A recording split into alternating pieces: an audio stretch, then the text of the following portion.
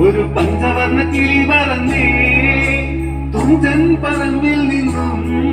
ഒരു പഞ്ചവർണ്ണ കിളി പറന്നേ കേൾക്കണോ പ്രിയ കൂട്ടരെ അവൾ കൊഞ്ചി പറഞ്ഞ കഥ അവൾ കൊഞ്ചി കൊഞ്ചി പറഞ്ഞ കഥ കേൾക്കണോ പ്രിയ കൂട്ടരെ അവൾ കൊഞ്ചി പറഞ്ഞ കഥ അവൾ കൊഞ്ചി കൊഞ്ചി പറഞ്ഞ കഥ തുഞ്ചൻ പറമ്പിൽ നിന്നും